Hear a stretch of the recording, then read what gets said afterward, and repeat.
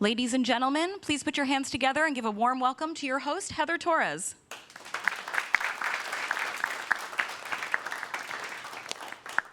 Hi, everyone. How are you today?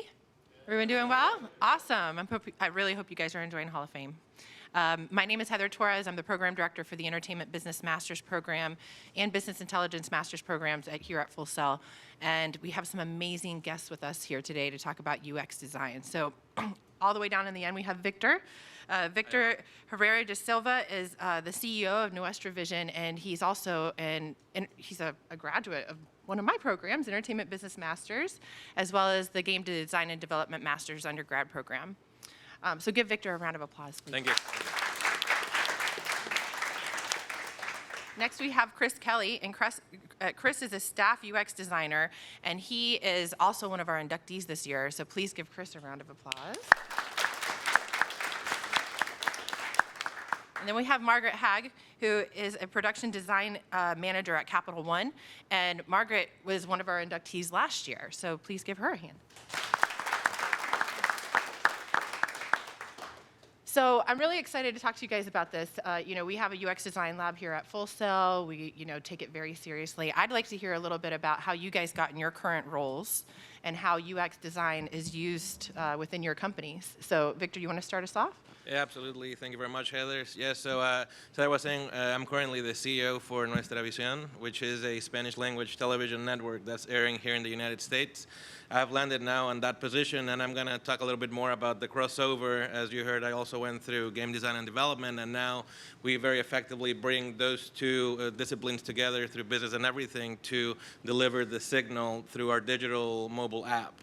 The reason as to how I took that career turn is because I'm the fourth generation in the entertainment industry in my family, and through looking through time how to bring in everything I loved into one place, I found a place where I can finally apply everything I learn and I love.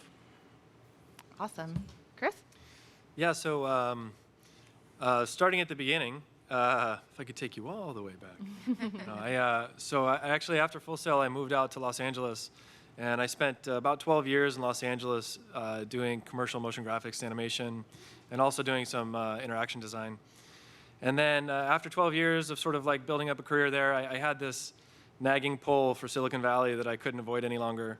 So about 6 years ago, we left LA, my family moved up to San Francisco, and about 5.5 years ago, I got a job at Google, which was always kind of my long-term dream job from when I was a long time ago. And so after about 6 years at Google, I've been doing a lot of different things. I was originally hired onto Google Glass. Then I did some hardware R&D stuff, and then moved over to what we call immersive computing, so like augmented reality and virtual reality. And so for a couple years, I was on a research and development, like interaction design research team, doing kind of like rapid prototyping for use case exploration for AR and VR, which was really fun. And then for the last a little over 2 years, I've been working on a product called Google Lens, which is one of our AR products. That's awesome. Cool. I share a little bit of the same things as Chris. Google was always my long-term goal. Excited about my new best friend because I just moved to the Bay Area like 2 months ago. Anyway, I did the normal thing, and I went to a 4-year college. I went to Penn State. I love Penn State. They accepted 9 people a year into a graphic design program, which you needed a portfolio. So basically every design school needs a portfolio. I didn't have it. My chances were 0, right? Ended up getting, I met with an advisor, and they were like, you like writing, you like taking pictures, you should go into journalism. So I went into journalism. And then I worked as a technical writer for 2.5 years. And I worked in a cubicle, and there were a lot of gray walls. And anytime I left my desk for 5 minutes, it was, where are you? And I was like, I would literally rather be doing anything other than this right now. So I ended up, I worked at a student loan company. A parent wrote in, and they said, they asked a question, and I'm researching the account, and I was like, what is this Full Sail? I've never heard of this thing. I went on the website, and it was Flash back then, and it had lights, and it had music, and I was like, I need to be there, and within a year, 26, 27 years old, changed everything, moved down to Florida. Best decision I've ever made. I started out in a traditional graphic design, print, material thing like that. It was funny, like our job didn't exist, you know. Basically, we went to school here. I think the first iPhone came out, you know, when I was here, and you know, it was a bunch of people, like designers and maybe rogue developers and stuff that were just like Pinterest was like 2 design dudes being like, we want to do this thing, you know, and Instagram was like 2 design dudes. They made that, you know. So like this is crazy to me. But as technology was going there, I wanted to do that, and I got this really cool job in the print design field, and I mostly took it because they said they did mobile design. After working there a year and a half, I can tell you they did not do mobile design. So like after a connection of sharing my work, actually with a full sales student who tried to get me a job here at Golf Channel, never worked out, blah, blah, blah, kept sharing my work. We remained in contact. One day he says, hey, this designer role at USA Today came available. You don't have to know how to code. You used to be able to have to do both. He was like, you should interview for it. Talked to his boss, went in for an interview, sat around like this, 7 dudes around a table. Never been more terrified in my life. But I like went in like super prepared. I did all kinds of stuff. I made a fake mobile app, which looked terrible, you know? But I was like, I'm here, I have ambition. Literally a day later, they called me, you want the job? 2 weeks later, my whole life changed. And I was at USA Today for a year and a half, lead design on the nation's college news app. And then I've been working at Capital One for the past 5.5 years, first on CreditWise, building that, doing lead design for Android, half on iOS, half on responsive web. And then now I'm working on an internal tool that manages all the data. Awesome. Wow. Thanks for running that marathon with me. It's a lot. That's awesome. Yeah, so I want to talk to you guys a little bit about like how you balance the nuances of like user-centered design and the success criteria for serving a lot of different audiences. So how can you take both into consideration, and like what are some of the goals that you have in regards to that? I think the two are not mutually exclusive, right? I think that human-centered design when we're talking about solving problems for people who are going to use the thing that we're going to build, right? And starting from the user needs as opposed to starting about what the technology can do or like what assets do we have, and instead starting with the actual problems and building from there. And I think that exercise in and of itself serves the wide audience, because the audience or the user base, that's what feeds into the whole human-centered design process. Right. So, in fact, the two are very complementary, and I think you have to understand who you're building for. Hopefully, in an ideal process, you have identified some problem or a gap or something that needs to be there's a problem that people have, and there's a way that you can help. And so, the very first start of the whole thing is figuring out who the user base is. And so, they're very much one and the same. And I would think, and this is something that as time continues to evolve and passing by, you'll notice how the whole development behind the user interface and the experience that the user will have is going to transform more and more. The reason this happens is exactly as Chris was saying, is that companies are starting to take a shift into just making a product that they think works, into really taking a step forward to understand who that audience is. Because we are not one and everyone, right? Like not only the country, but the world as a whole, it works in very different ways as to how they perceive the same exact product and even how they interact with that product versus what is our very own culture, our very own way of understanding things. And when we could think is cool, right? Someone else could not even understand it. And that's where I think that the biggest challenge lies, is to really understand that audience, which is what he was saying, and build that experience not to serve me, because I know my user base, but for the person that I'm building for, in a way that my product can very directly target that audience, right, and serve them fully, rather than being something where I'm just kind of guessing it's going to work because I think it's cool and it's worked for me in the past. And that's why, with the added expense, because it does, and the biggest thing with what the question Heather brought up is because it does carry an extra amount of workload, and that translates into budget as well, where you now have to add that due diligence information gathering aspect to your designs. But when you come to understand that the placement of not only the cycle and the flow that the user is going to follow, but also the placement of certain things, the sizes, the colors, every single thing that you put in that design has a definite impact to the audience that you're going to have, that cost that you're absorbing at the beginning, you could be potentially saving a lot of money down the line when you build something that you can very quickly tweak to continue serving and adjusting to that audience. I guess from a technical standpoint, like I'm a UX UI person every single day. I have to do a lot of jobs. My specialty actually lies in the back end of that, being like the UI and the illustration, the visual design. But I learned how to do like the whole thing. So I know how to research, I know how to user interview, I know how to make plans, I know how to synthesize those results. I know how to take that plan into action. I know how to run design sprints. I know about all that stuff. I know how to synthesize that whole thing.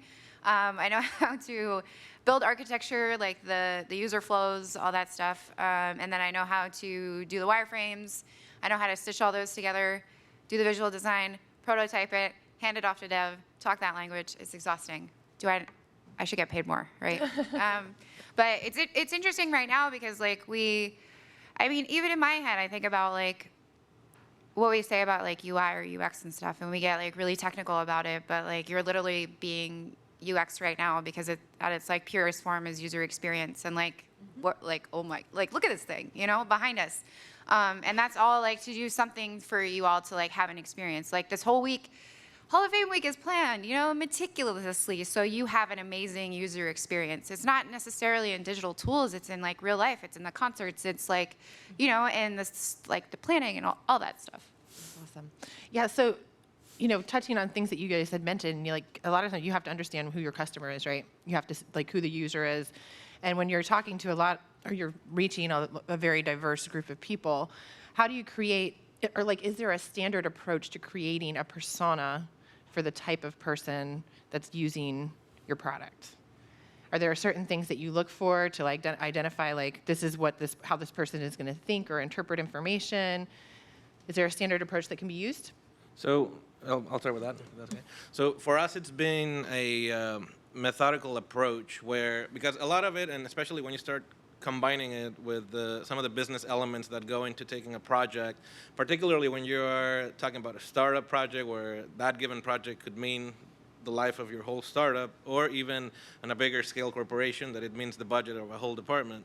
The case as to how we do it in that particular understanding is not only to have a very good idea of who we are targeting to, and this involves not only really trying to learn, and the tools are out there, so tools such as Claris online that will allow you to see and distill a little bit more on the likes and tastes of what your audience is. There is a lot of due diligence that goes into analyzing those products, analyzing competitors as well. And from that base point for us is to create basically the base of the platform. Because here's the key. You can't go and start building everything up right away because that's going to translate into cost, right? So what you want to do is to create the most comprehensive base that is kind of targeted towards what you think is the best approach based on all that feedback you got, because this is not only something that you're doing, there is a lot of money, millions and millions of dollars that's being spent into understanding those audiences, and you can see this through the same brands that appeal to that audience, right? So when you start seeing some of the elements and some of the decisions that were made into certain things such as typography, such as color, placement, things of the sort, and start doing a crossover with the things that you want to do, you can have a very broad base that as you continue building your product and as you start taking it into the next phases of testing, doing little focus groups of how things are kind of operating, you can tweak that product into what will be your final version without having to go through the expense of having built something all the way down to letter Z and then having to rehash back again. So that's the process that we take with our company. Yeah. I think that, the process of developing personas depends on a lot of things. Depends on the scale of your product, the life cycle of your product, if it's just starting or if it's been around for years. But I think one thing maybe I'll touch on is like why personas matter. Like why would you make a persona, right, to design to? Mm-hmm. And I think that the important thing to remember is that something we sort of repeat a lot in UX is like you are not your user, right? So oftentimes, people like, you have a brand new iPhone in your pocket and you have a really solid data connection and all of these things, and you have all these apps downloaded and all of your friends are online. Like, not everybody is in that situation. And depending what product you're building, the reason personas matters. Like, let's say that you wanted to build something like an app that helps people with low literacy in developing countries. Okay, so if you build without a persona, like, how do you decide what matters to those people, right? So things like technical literacy, like how long have they had a phone? Have they ever had a smartphone before? What's their data connectivity like? How much data do they have on their plan? How many of their friends are online? Do they consume their news online or offline? Like, all of these things that are all in the service of building empathy for a group of people who maybe you don't have a really good understanding of. Because if you don't have an understanding for people and you don't have empathy for them, how could you ever build something for them? And so personas are meant to be kind of a guiding light for developing products for people who, so you get away from thinking about, like, what do I like? Or how do I think this should work? And more, what does this person need? How can it work to serve this person? I would have said what he said. That's an excellent explanation. That's great. So are there any ways that you guys collect data, to understand more about how people are using your product or to help develop these personas? So for us, the way we collect data is two main sources. This is basically different touch points that we get from our user. This could be primarily based on interaction through your site, like your website, and now also through the interaction patterns that we find on our app. Click maps, things of the sort, seeing the journey that a user takes. Many times that'll give you a lot of indicatives as to maybe something that you perhaps thought wasn't as important should be, placed in a more important light, things of the sort. And working through the personas that Chris was talking about to kind of start really understanding further. And the point here being is that it is really hard, at least in our experience. You guys have all the data in the world, easily accessible, so maybe you have, a little bit more of a direct access to that, but to really nail it down right away as to where you want to take it, right? And that's why, with that in mind, all the information you are able to gather from that experience, right? And this is not to mention that in our experience, at least as well, we have a lot of people are very vocal when something doesn't work, and also, in our case, when something works well, which are also really important things to keep into consideration, because it is very true for one person that is giving you that, concern, good or bad, it's representing a lot of people, especially the ones that are, are good or bad. They're representing hundreds of people many times that don't take the time to give you that feedback.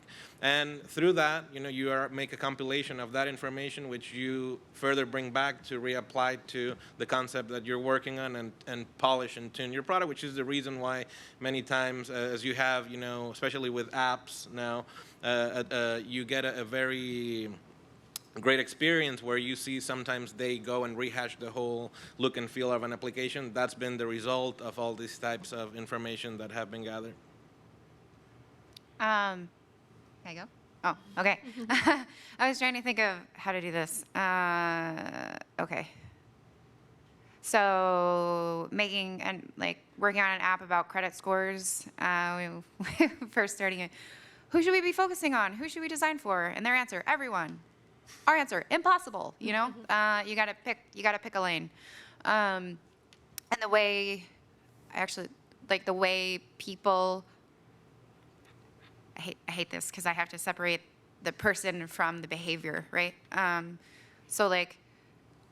There's a way people are categorized in that industry, in the finance industry. One being there's a thing called upmarket, there's a thing called in the middle, and then there's a thing on the lower end.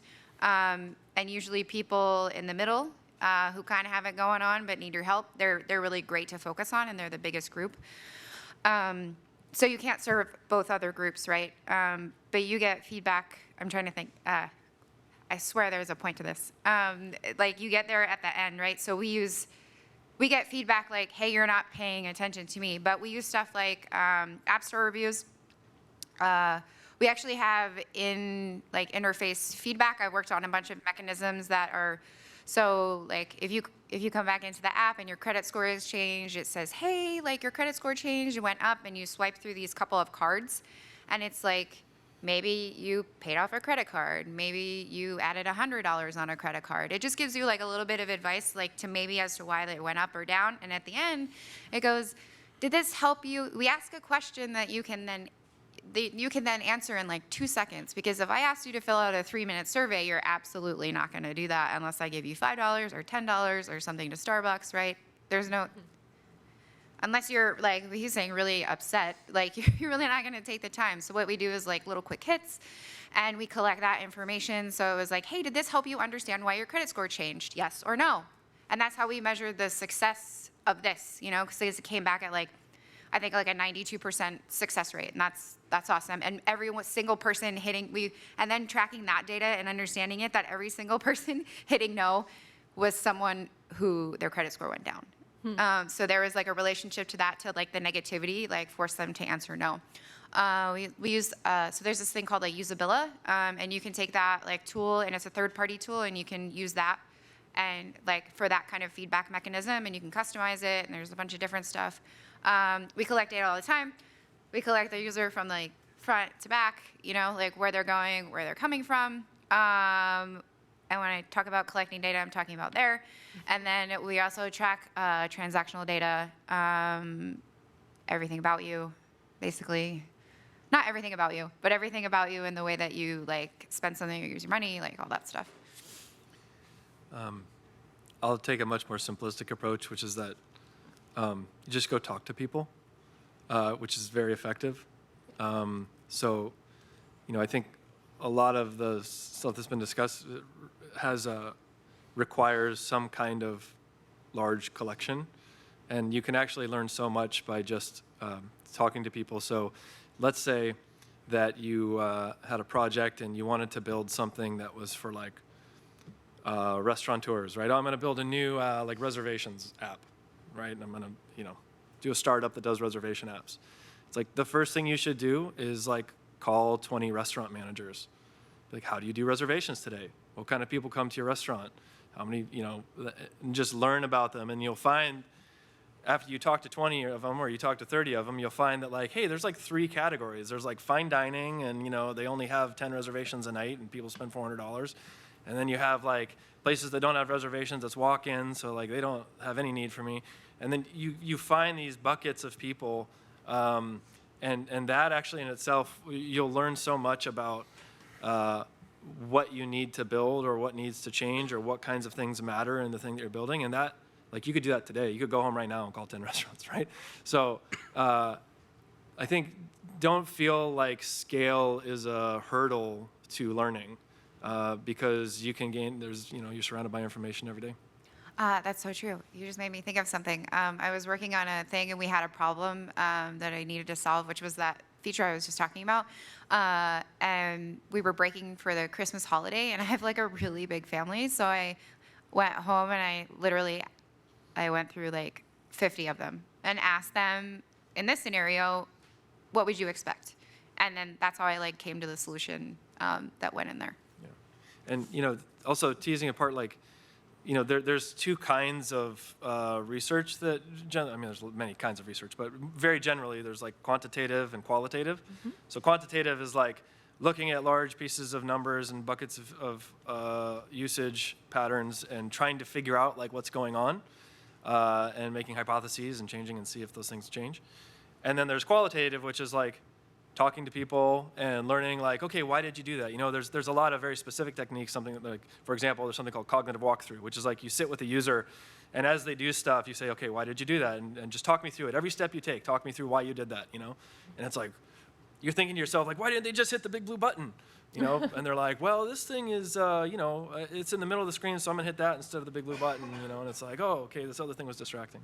And those 2 things are complementary, because oftentimes, if you only look at quantitative, you miss some of the essence of why people are doing. You miss the why, right? Mm-hmm. Because you have to guess and hypothesize. So there's a balance of each. Yeah, it's important to embrace both, I think, when you're trying to make decisions. So what is your typical design process? Like when you guys are developing something new, what process do you go through while you take UX and UI and interaction design into consideration? For me, it's like, not for me, in general, it's like, how big is the problem that you're trying to solve? If it's something small and it's like, we know someone gets stuck here and can't move past this, well, we obviously either have from the UI or the code or something, there's a stopping point. So that's like very actionable, and that's something you can fix right away. And then there's other times when the problems are medium, and then there's other times when the problems are really big, right? And when the problems are really big, we go through that whole thing I was talking about, how I know how to do. That was literally like front to back, where it was like, here's the problem.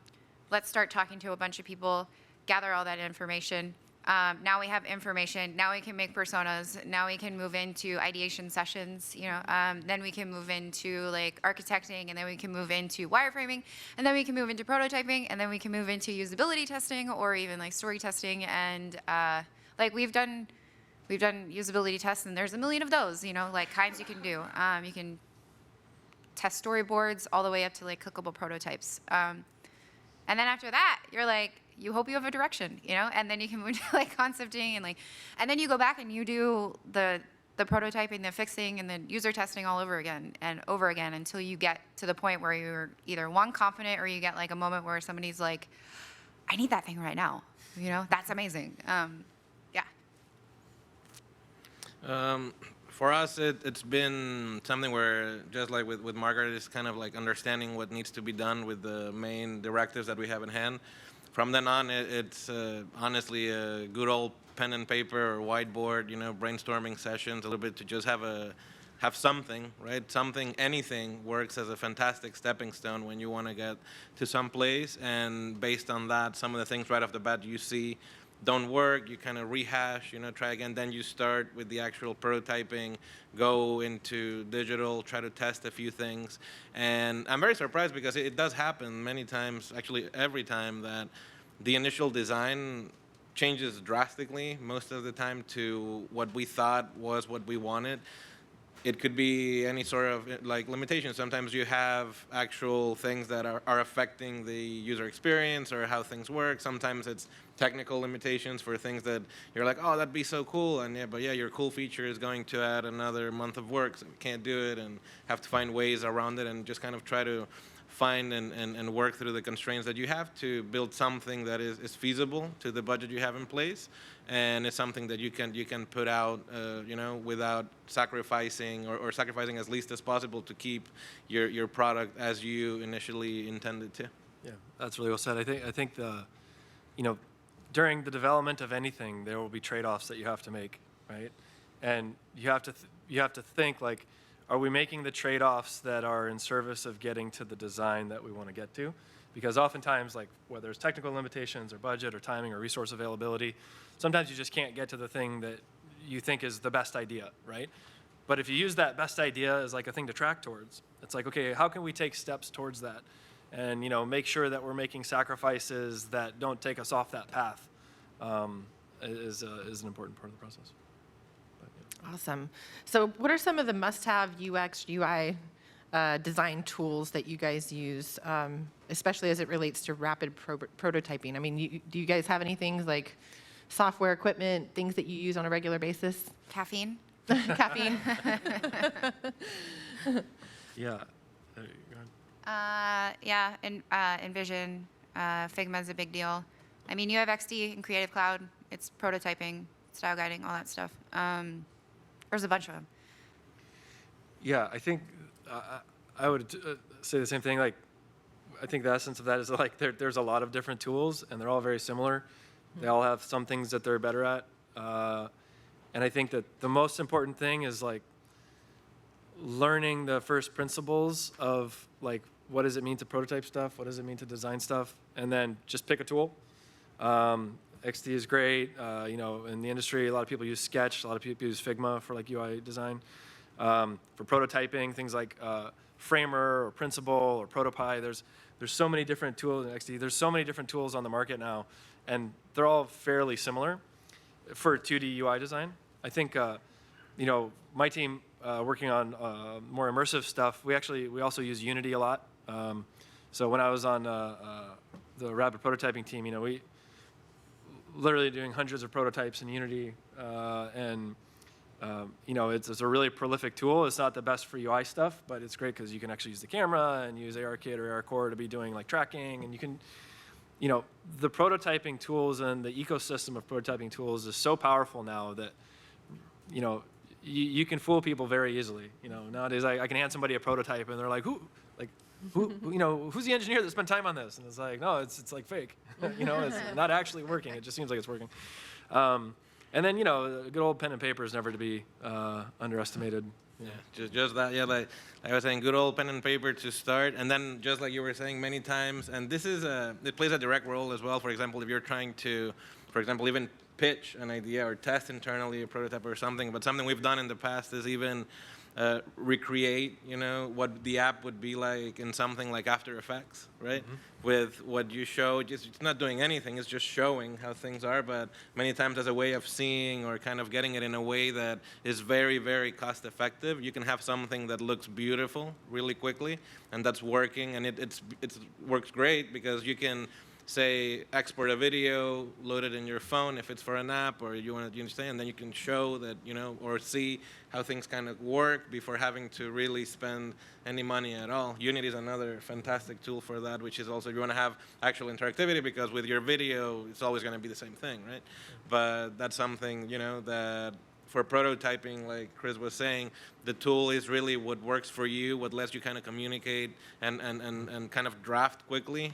In my opinion, pen and paper is the quickest way because you scribble, you scratch.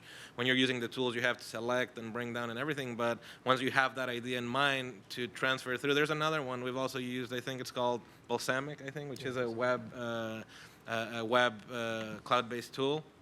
And it works good as well to just kind of draft, and it gives you that 2D kind of feel to it that you can also kind of bring back and forth to start narrowing it to what you want. But I've seen people use Photoshop, people use Illustrator, XD, as Margaret was saying. It's really what works the best for what you're trying to do. Yeah, I think that point can't be lost, which is a great point. That, like, what is your goal? Right? Like, are you trying to communicate a vision to somebody? Like, are you trying to get stakeholder buy-in to get something funded? And so you're trying to, like, communicate a conceptual thing that doesn't exist? Are you trying to, like, put something in a user's hand to see how they respond to it? Are you trying to, like, see which thing people would click on the screen? Like, each of those would have a different approach, right? Like, the vision stuff, it's like, people who are makers have this special ability to visualize stuff in their head. Like, we can talk, I could like explain a scenario in an app to you right now, and you could probably picture it in your head pretty effectively. Other people have different superpowers, right? They can analyze a market really well, or they could see how the system architecture would come together of some app from a programming and backend side. But they don't, not everybody has that same ability to visualize. So, picking the right tools to communicate a concept or a vision to somebody is like really important. And so you don't want to pigeon yourself your hole into like, oh, I'm a Framer prototyper. Mm-hmm. It's like, no, like you should use After Effects if that's what you need. You should use Framer. You should use Balsamic. You should just draw it on the whiteboard. Just know that whole spectrum is so effective in different ways. I'm sorry. Did you hear him? He was like, you don't want to pigeon self your hole. Sorry. Is that what I said? It was amazing. Pardon me. It was amazing. Pigeonhole yourself. I got it. Can you guys tell us a little bit about some successes and failures that you've seen within your organizations as it relates to UX design in the process, in the design process? Is there anything that comes to mind? I'll start. I'll start with a good failure that comes recent to memory with this same app that we have, because it's a recent experience we have, but it takes into account everything and all the work that has to always be put forward, because many times, you take all this time guiding things into a certain direction, and then once you start with actual live testing, you realize you messed up big time. And one thing we had, and it was such a rehashing process, that we were already starting to do tests. We all, with the things we had kind of put together and done, we thought everything worked really good. Everything was very optimized. We emphasized, and something that we like to do is try to, understanding our audience, simplify. I think that the most you can simplify things. I think that most people really underestimate how much you need to, simplify your concept over the average usage, that people know how to use their tools and their phones, and I think that's something Google does amazingly well. And so we had the app at a state where we thought it was good, and we started hitting a roadblock where a particular age group, and I talk about like older people, you know, the older age group, they were not being able to get past login, literally. Like, it was such a wall that we had created, which we needed to have, right? Because it was a matter of tying it to an account to be able to access a stream, to be able to have it a certain way.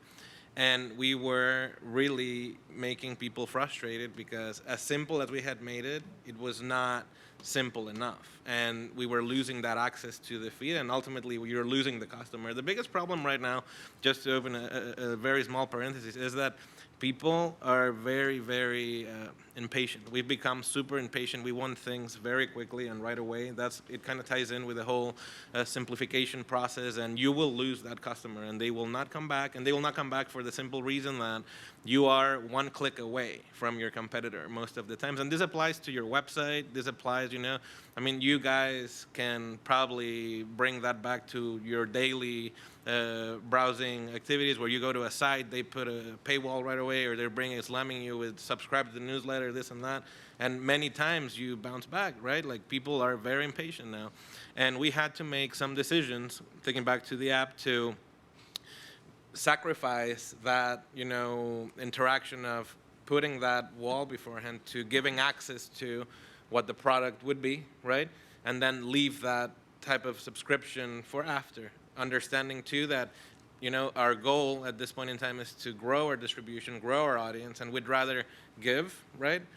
Make people know and love the product, and then, you know, which is what we found, they end up doing that subscription anyway because they liked it, right? And the ones that didn't, it doesn't matter. You know, you don't have that information, right, to be able to understand your user base better, but you have at least someone that loves your product and that is looking at you.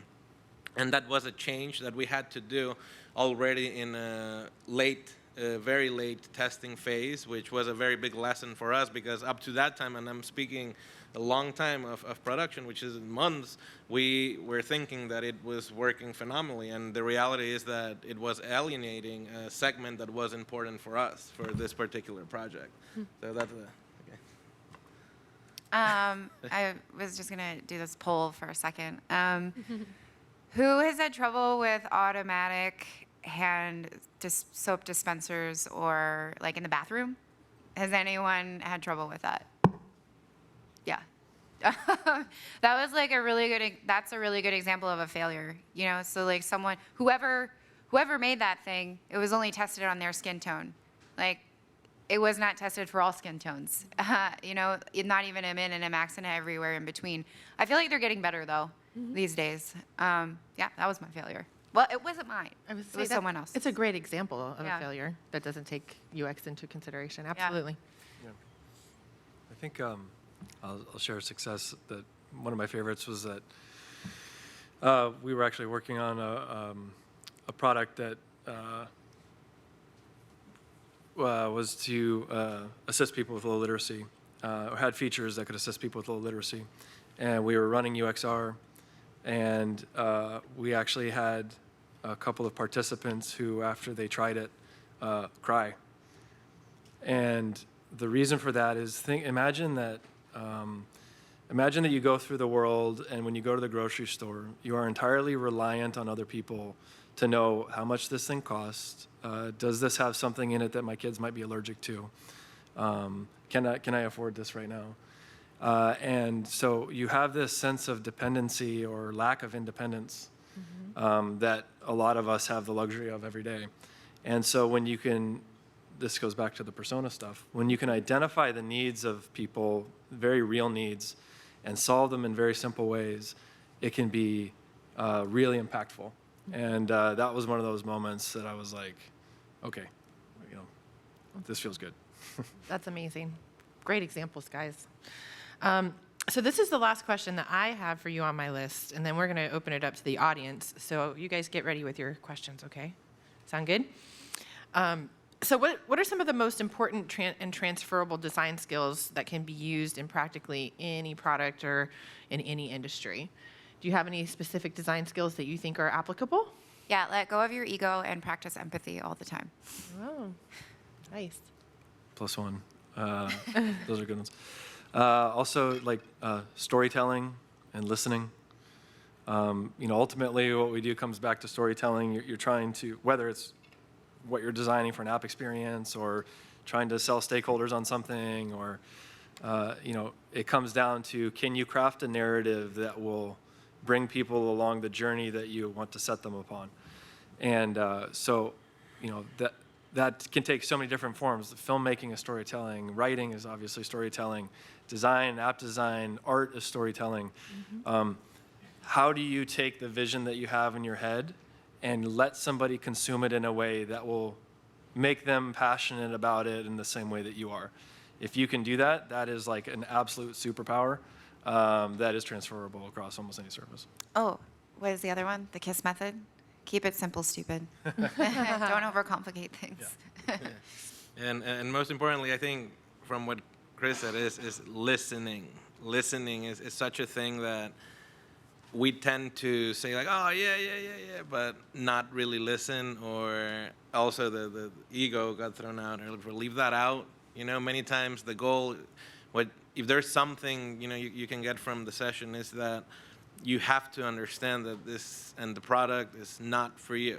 The product is for your user. The user may fall under your scope of who you are, but even then, each person is very unique in many ways. In many ways, also culturally speaking, like I was saying, those influences take a lot of effort to understand and cater to. Really, and it's a never-ending process. In reality, that's why you eternally see web apps, the Facebooks, the Instagrams, all those apps. They continuously are rehashing, they're improving, they're doing things better to better cater to their user. But you can't go very far if you don't listen to that feedback and understand that maybe what you thought was your, killer idea, it's really not great at all. And it can happen. It could be totally up to what you envisioned was good, and you think you're a great designer, and like egos come into play, and you're not listening. And listening is what will ultimately get you where you need to go, so that you can test all those ideas that you're listening feedback from your team, from the people you talk to, from your users. Your viewers, don't ignore, because it could also happen. You get feedback,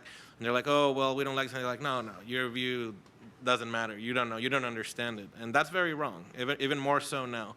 You can't disregard the feedback that you get. It's gold. Not many people give it. I don't think many people here like or love to rate apps. You probably just ignore it, things like that. The same applies for website usage. What happens right off the bat is you'll lose the customer. So take that feedback into consideration and listen to your user and to your team, depending on what stage you guys are at, and you'll see how that more often than not, and very much more often than not, is something that is of positive value for the project. Yeah, I think being a great designer doesn't mean getting it right the first time. Being a great designer means getting the design where it needs to go. And I've been in the industry for 18 years, and I don't think in 18 years I've ever seen somebody nail it on the first try. Mm-hmm. And so you have to lose this perception of the thing I made is what it should be. It's no, the thing you made is the first step. And then you have to iterate it and improve it and take the feedback in, both from users and from other stakeholders and designers. And being able to iterate is that's the job. Yeah, I was going to say being adaptable, and that comes in many forms, that being one form. Not being afraid to shift or say this isn't working and going somewhere else. And then there's don't be afraid to fail and learn from that failure. If you're afraid to fail, you're not going to get anywhere. You have to gosh, I fail all the time. It's great.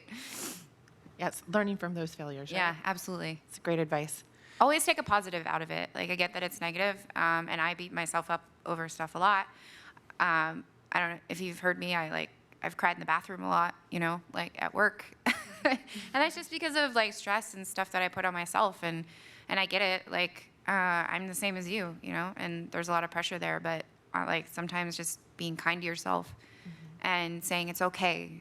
You maybe messed up, but it's okay. And what you did was learn. And you the thing is just not doing the same thing over and over again. Taking that and be okay, maybe this happened. however, at least I learned this, and then I'll be X next time, you know.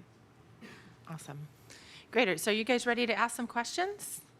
We have any questions from the audience? I see a few hands popping up over here.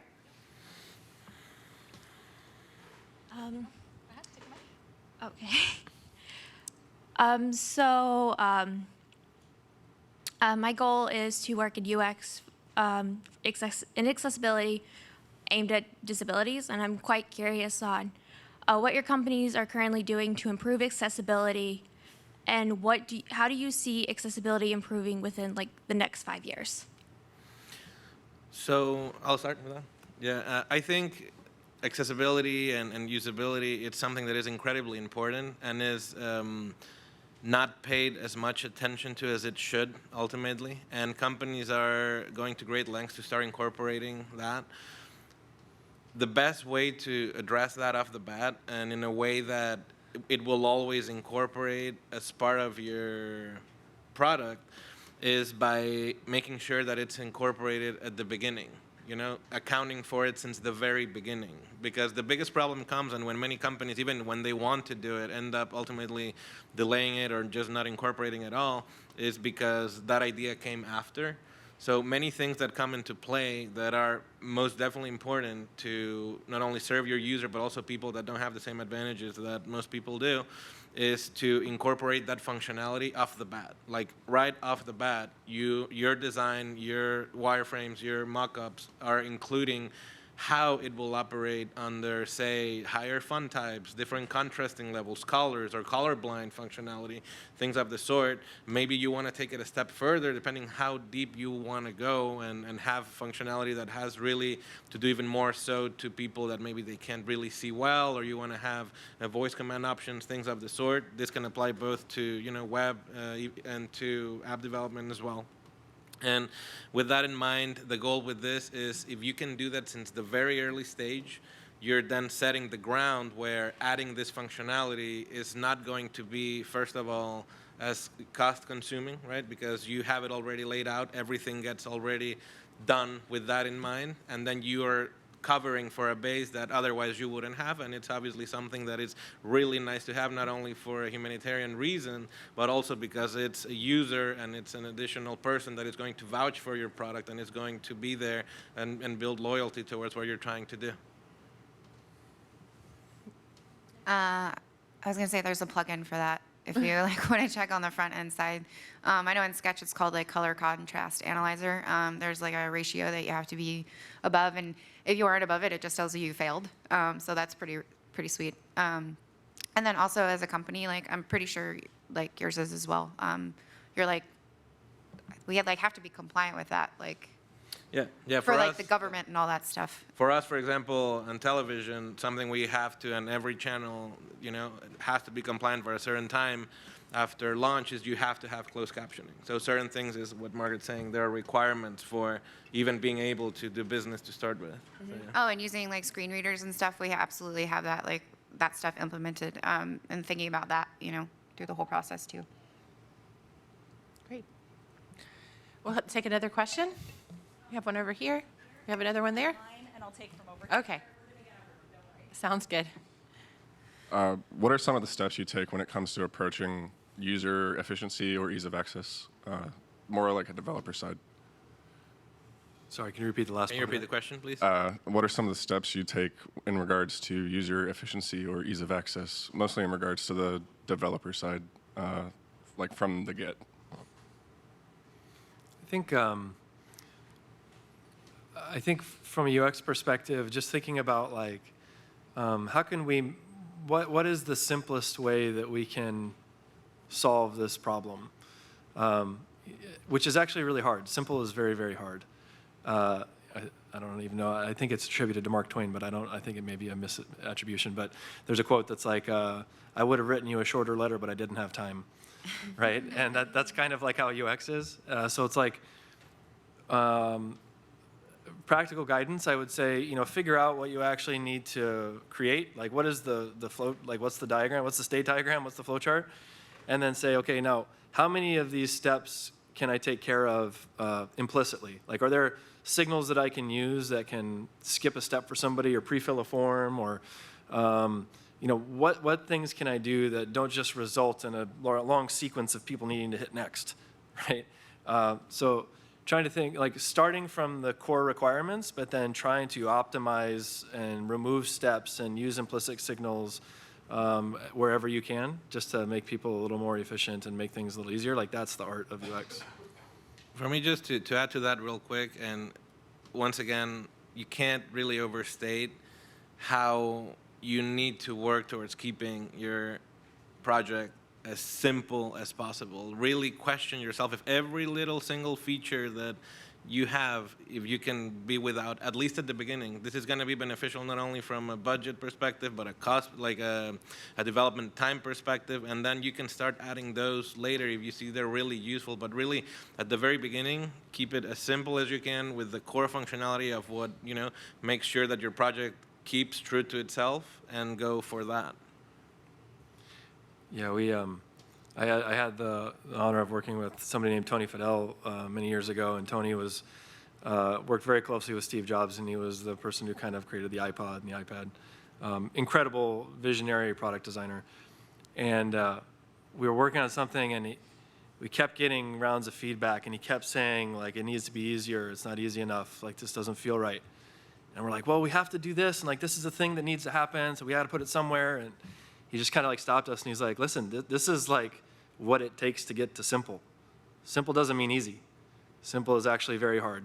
But that's what you owe as a product designer to the users, is like put as little on the user as possible. Great. We have an online question. Yes, we do. So we have an alumni who's joining us on YouTube, Daniela Sora, and she would like to know, do you have any tips on how to adapt your designs and user experiences on new devices like Apple Watches? Literally, like this simple thing. Taking it, even simpler than what it is, like if it's on your phone, think about, when I look at my watch, there's only a couple things going on. There's like visualization, there's time, calories, how I stand, I look down there. Like, I've added it to customize. There'd be the weather, like the weather hitting the running thing. And then it talks about my heartbeat. How many times do I look at that? Never. I look at the time, or I look at like my minutes, or like I'm obsessed with this thing, and I really like every day want the numbers to be better. But like this is literally this in its simplest form. And then it's always like, what's the most important thing you want to communicate, or that somebody wants you to communicate to them. And then you can the app, or even further to the website. That's always like the deeper dive and the more information about it. Yeah, that's great. And I think also consider, I think you used watching as an example. Like, consider what is the essence of the platform? Like, what is it for, right? Like, you don't want to just like take a smartphone app and stick it on a watch, right? Because it's not a smartphone, it's a watch. So, if you're thinking something about like, okay, let's say I have an app that does, it's like a fitness app, right? And you wanted to make a watch version of it, or watch companion for it. Like, what would that need to do? Okay, like, what is the absolute, a watch can only have one or two things on it. So what is the absolute essence? Okay, so probably like a timer and a heart rate. Like, is that everything you need? Probably. So now you don't need anything else. So being really reductive to the needs of the platform, I think, is really critical. And then, there's actually a thought exercise. It's one of my favorite thought exercises to do, which is just something I kind of do personally for fun, is think about an app that you really like, and then imagine that tomorrow you woke up and there was like an online announcement that they had released some new device. So let's say I go to bed and I wake up and it's like, TikTok released a watch. Okay, what would that do? Right? And that's like a really fun thought exercise, because it makes you boil the experience down to the absolute essence, to say like, okay, if you had a watch that let you passively consume media, like what would it do? How would you interact with it? Like, it's just a really fun thought exercise to do, to kind of like get your juices flowing. But anyway. Oh, sorry. I just got really excited about this because I thought about it. So, like Apple Maps, not that it's the best one, but so Apple Maps, and if you have the watch, right, and you put the directions in there and you're walking, and like this is even like simpler. They simplified the simple version of it. If you're walking, there will be haptic feedback that has a certain feeling if you need to turn left and a certain feeling if you need to turn right. So I don't even have to look at the watch anymore. However, if I do look at the watch, it says like turn left or turn right. So that's a good example. Very cool. Now you guys touched on everything. Crushed it. Everything. Okay, time for one more question. We'll take it over here. Thank you. Thank you so much. Hi there. I actually had a question about the process of iteration, because usually a lot of the times when I do like a focus group, or I do like, let's say like a play test or something along those lines, sometimes I'm not getting the feedback that I really want, or necessarily more along the lines, it's not necessarily what I want, but it's not quite what I was looking for. So when it comes to getting better at iterating, I guess, what are the practices you have for that? Go ahead, please. When you're saying iterating, when you're saying I'm not getting the feedback I want, what do you mean? Yeah. So when I mean like I'm not getting the feedback I want, because obviously I think it's more like the way I'm phrasing the questions. Sorry, I know it was kind of a weird way of saying it. I think it's more like sometimes I'm phrasing it because I can't really think of an example right now, but I think it's mostly like phrasing or. Yeah, like you're looking for feedback on interaction design, but all they comment on is the UI or something like that, right? Okay. Yeah, so in that regard, I think, it would be a matter of not only, rephrasing, in a way, trying to kind of narrow down more towards the things that you want to point out to. Maybe even, are you trying direct questions at all, or you're trying to kind of get to the answers you're looking for through a different type of, like, sample or a different type of an example of how you want them to reply?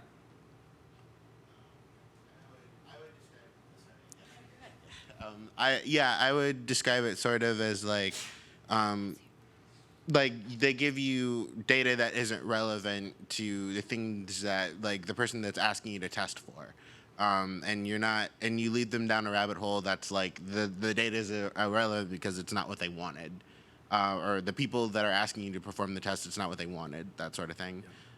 So it's trying to iterate the test.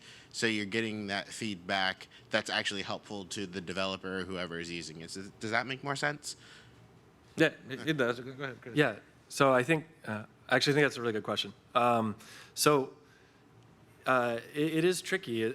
That happens all the time. Like that still happens in UXR for me often. Like you're always gonna get like ancillary feedback that isn't really related to the question that you're trying to ask.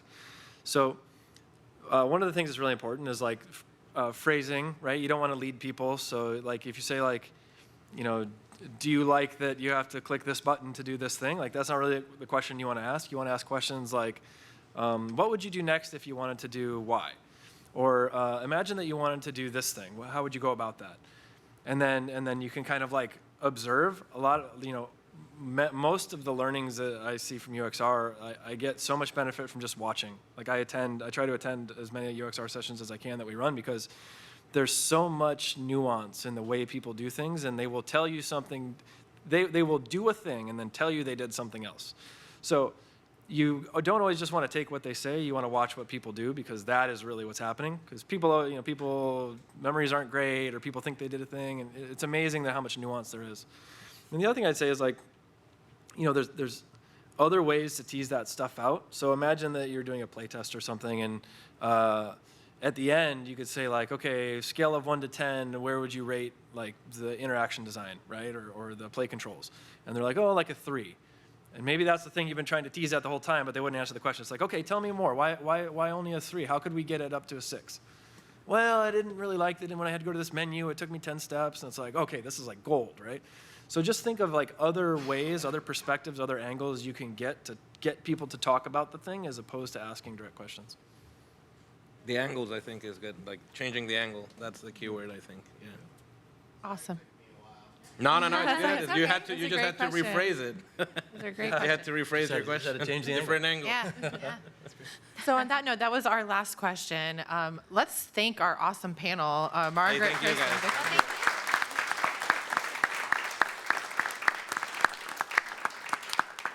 And I want to thank you guys for coming today, and I hope you you so enjoyed the rest of Hall of Fame. Have a great day. Thank you, guys. Thanks, everybody.